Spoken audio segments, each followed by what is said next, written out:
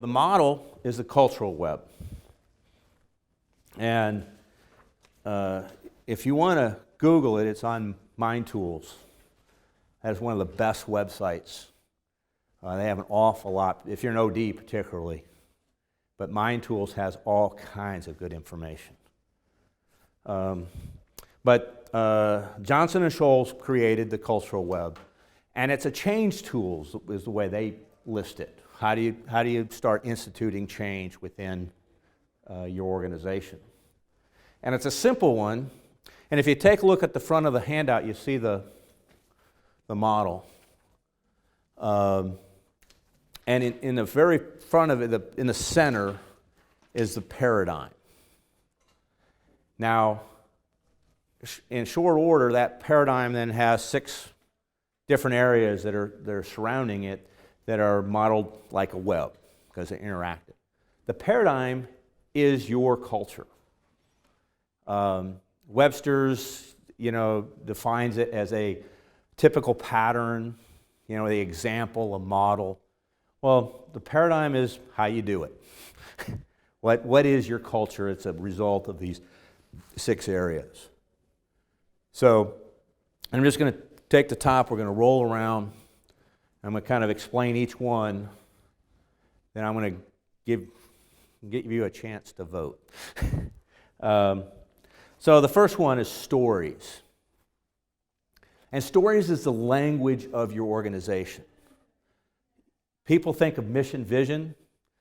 Paul Saginaw talked about the vision and the story of the organization.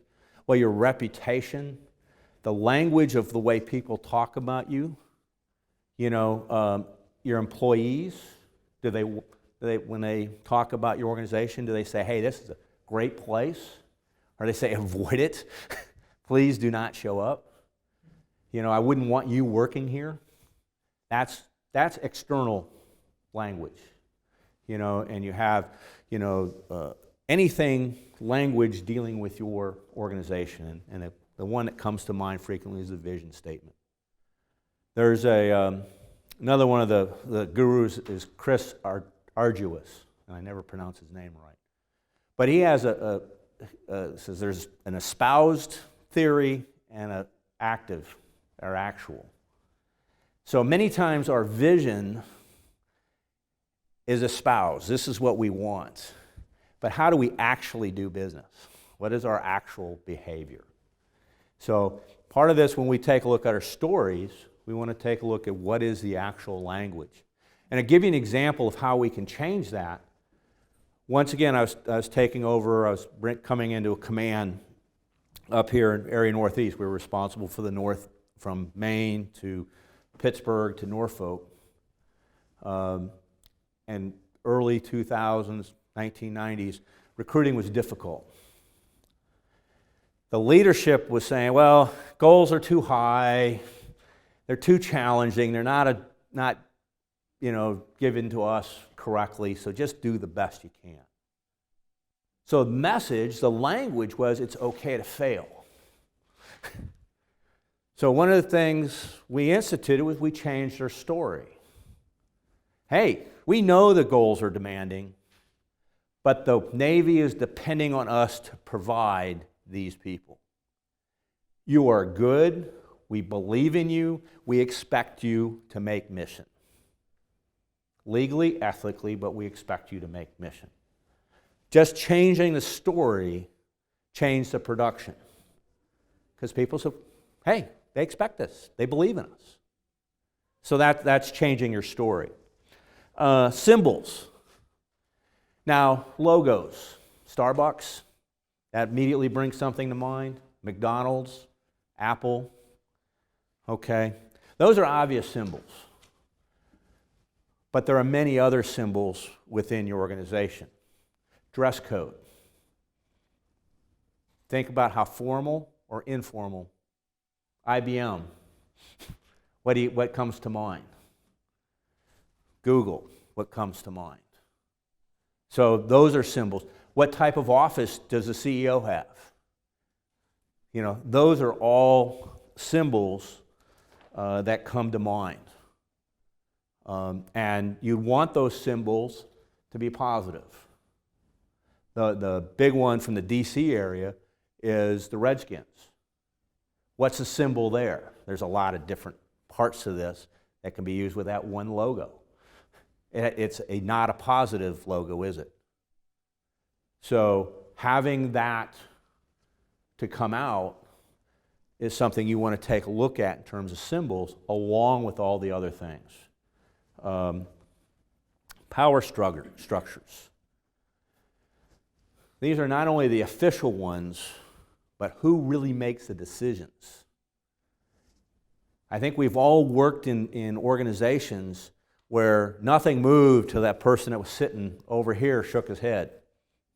That person has the power. Maybe the budget guy or gal, maybe senior leadership, but it also may be R&D person. So who has the power both formally and informally? So you want to take a look at that. The organizational structures.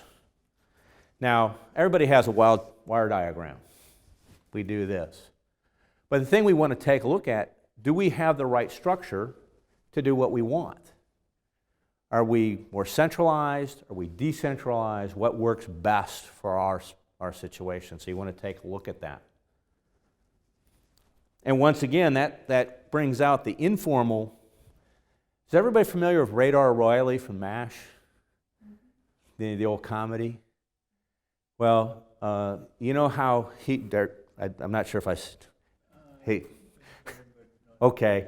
Radar was this guy, it's a comedy set in the Korean War.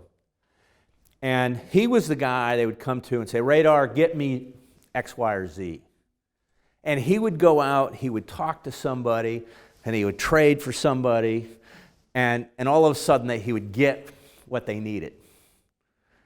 We used to call it comshawing in the Navy, but it's how do you get things, trade, barter, unofficially, but you do. So what is that informal structure, in addition to the formal?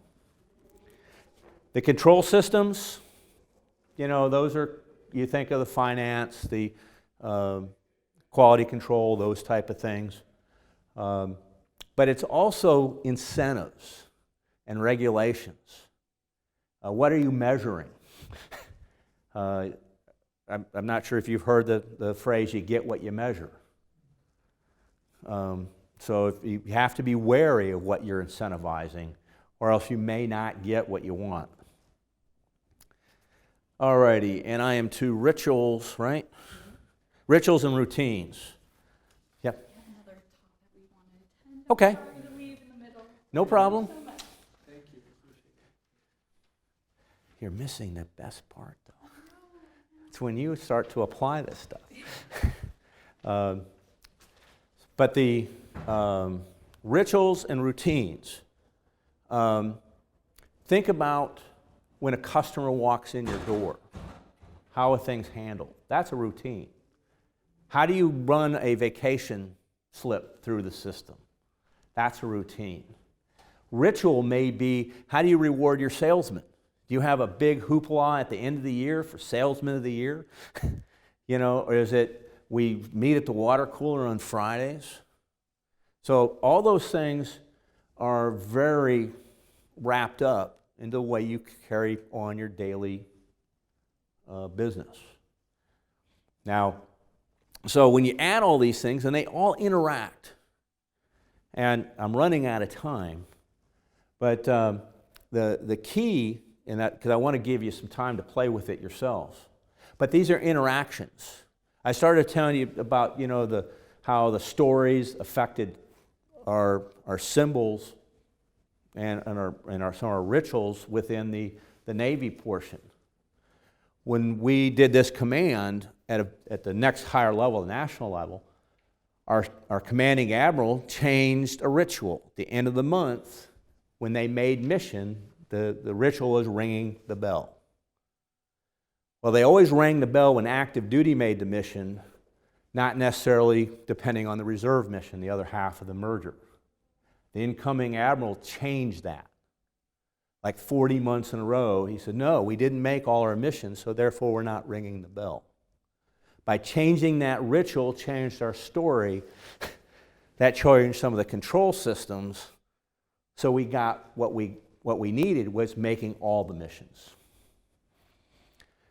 Okay, so I want to give you a few minutes on the back of on the course. There's one that says My Organizational Culture.